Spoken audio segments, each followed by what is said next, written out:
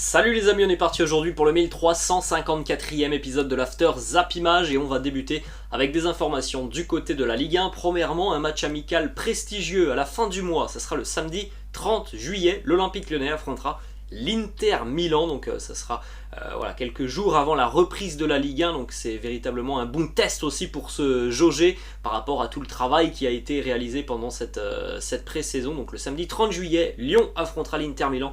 Le match se jouera en Italie. On va enchaîner les amis du côté de l'Olympique de Marseille. On le sait déjà depuis quelques jours, Jorge Sampaoli a quitté l'OM. Donc Marseille était à la recherche d'un nouvel entraîneur. C'est fait, c'est officiel. L'OM a annoncé hier la signature de l'entraîneur Igor Tudor, entraîneur croate qui était libre de tout contrat. Il a quitté le Hellas Vérone il y a quelques semaines. Il s'est engagé pour 2 ans avec l'Olympique de Marseille. Igor Tudor était donc au Hellas l'année passée. Le Hellas a terminé 9e de Serie A, 5e attaque de Serie A, le Hellas l'année passée. Les équipes d'Igor Tudor sont en général des équipes assez spectaculaires. Il prône un jeu très offensif, très vertical, il faut aller vite de l'avant. C'est un entraîneur aussi qui est adepte du pressing à tout va sur le terrain. Donc philosophiquement, on est assez proche de ce que peut demander Jorge Sampaoli. Igor Tudor a d'ailleurs procédé hier à sa première séance d'entraînement sous ses nouvelles couleurs de l'Olympique de Marseille. On a 2 petites déclats d'Adrien Tamézé, ancien joueur notamment de l'OGC Nice et qui évolue en Serie A du côté du Hellas et qui a donc travaillé avec Igor Tudor. Il nous dit c'est un vrai passionné et il peut être très dur. C'est un coach qui demande beaucoup à ses joueurs. C'est un pressing tout terrain quasi constant. Donc philosophiquement, les idées sont bonnes. On verra maintenant les amis dans quelques semaines si la mayonnaise tout simplement réussit à prendre du côté de l'OM. On va enchaîner les amis cette fois-ci à Lille avec les nouveaux maillots des Dogs pour la saison à venir, avec le nouveau sponsor d'ailleurs des Dogs, le sponsor Kazoo. Autre information du côté de Lille, les nordistes ont transmis une première offre au Clermont Foot pour l'attaquant Mohamed Bayo, première offre de 11 millions d'euros pour le moment. Clermont n'a pas donné sa réponse. On sait déjà depuis de nombreuses semaines que Clermont attend à peu près 14-15 millions d'euros pour libérer Mohamed Bayo. On se dirige les amis cette fois-ci du côté du Paris Saint-Germain et visiblement ça sera une journée très importante au PSG aujourd'hui. Regardez cette image, hier Christophe Galtier a été aperçu aux côtés notamment de Luis Campos. Tous les médias nationaux sont unanimes, Christophe Galtier a signé un contrat de 2 ans hier avec le Paris Saint-Germain, donc ça semble bouclé.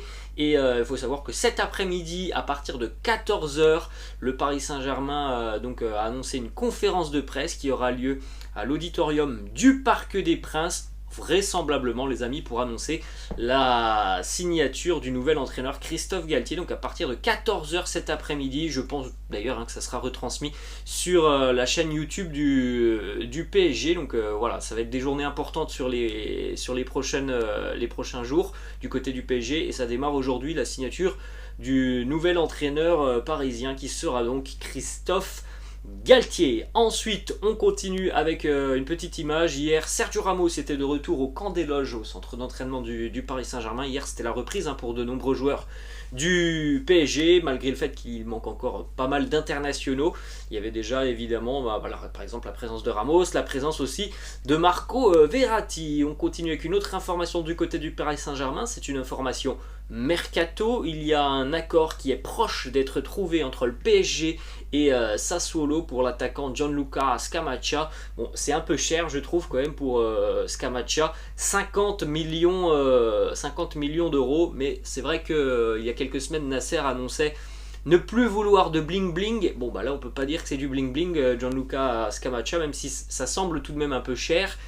Ce n'est pas un attaquant qui a un nom qui est hyper connu mondialement, comme peuvent l'être les joueurs du Paris Saint-Germain qui arrivent depuis quelques années au club. Ensuite, les amis, on va prendre la direction de l'Espagne. On va au Real Madrid avec 2 bonnes nouvelles pour le Real. Eder Militao qui va prolonger son contrat jusqu'en 2028. L'accord a été trouvé. L'officialisation ne va pas tarder. Et puis une bonne nouvelle aussi parce que c'est un flop du côté de Madrid, parce que le Real aussi espère un petit peu dégraisser sur ce mercato. Luka Jovic à la Fiorentina, c'est fait, c'est Fabrizio Romano qui l'annonce.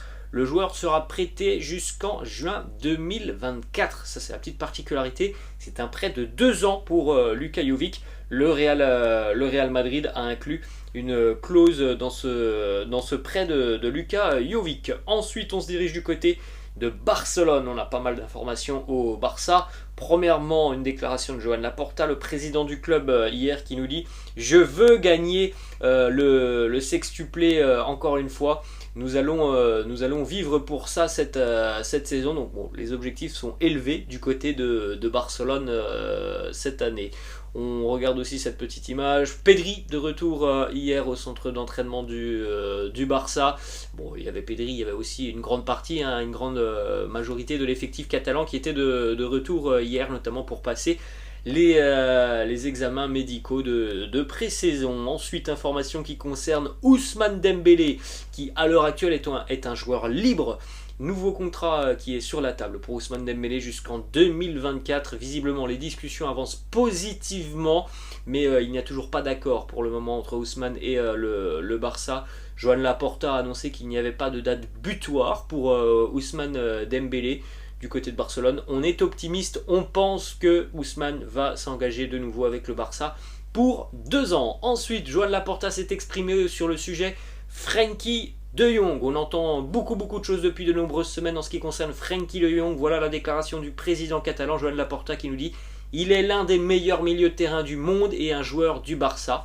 Il y a plusieurs clubs qui le veulent, pas seulement Manchester United, mais nous n'avons pas l'intention de le vendre. » Bon, on espère évidemment que c'est vrai, parce que quand tu dis ce genre de choses et puis que 1 ou 2 semaines plus tard ton joueur il part pour Manchester United, bah évidemment tu perds tout de suite en crédibilité. Je pense que le Barça n'a pas besoin de ça, d'un président qui annonce des choses et qui au final ne se passe pas. Donc on espère que c'est vrai, parce que ça fait quand même 3 semaines, quasiment 3 semaines, 1 mois qu'on entend beaucoup de rumeurs qui envoient Frenkie de Jong du côté de Manchester United.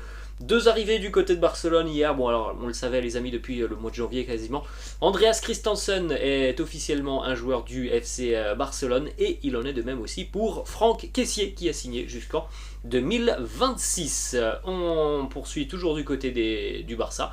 Tottenham et le Barça sont en train de boucler l'accord pour le prêt de Clément Lenglet, donc un joueur indésirable du côté de Barcelone qui devrait atterrir en première ligue avec les Spurs de Tottenham, et il en est quasiment de même pour Samuel Umtiti, donc 2 Français qui vont quitter le Barça.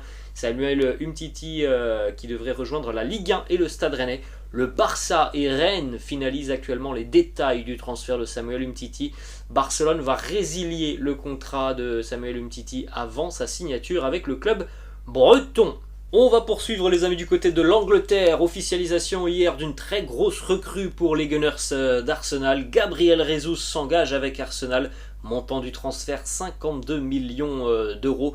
Gabriel Jesus qui a véritablement un poste à prendre du côté d'Arsenal. On sait qu'à Manchester City, il y avait beaucoup de turnover sur le front de l'attaque. Donc Gabriel Jesus avait du temps de jeu, mais il n'avait peut-être pas tout le temps de jeu qu'il espérait. Bien cette fois-ci du côté d'Arsenal, il a peut-être véritablement un rôle de titulaire à prendre sur le front de l'attaque de l'équipe de Mikel Arteta. Petite image assez sympa hier déjà à l'entraînement du côté de Londres. Les 3 Gabriel de cette équipe d'Arsenal qui étaient présents sur cette photo.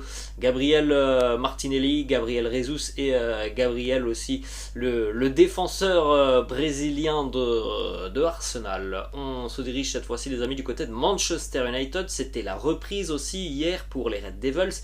Cristiano Ronaldo était absent de la reprise hier au centre d'entraînement de Carrington pour des raisons personnelles. Il a invoqué des raisons familiales. En tout cas, ce que l'on sait, Fabrizio Romano notamment l'a annoncé sur son compte Twitter. Oui, Cristiano veut quitter Manchester United. À l'heure actuelle, Manchester United n'est pas vendeur en ce qui concerne Cristiano. Lui voudrait trouver évidemment une équipe qui participe à la Ligue des Champions l'année prochaine. Chelsea commence à sérieusement envisager une première offre pour Manchester United et Cristiano Ronaldo. Ensuite, hier, l'agent de CR7, Jorge Mendes, a été aperçu à Barcelone en train de discuter avec Joan Laporta.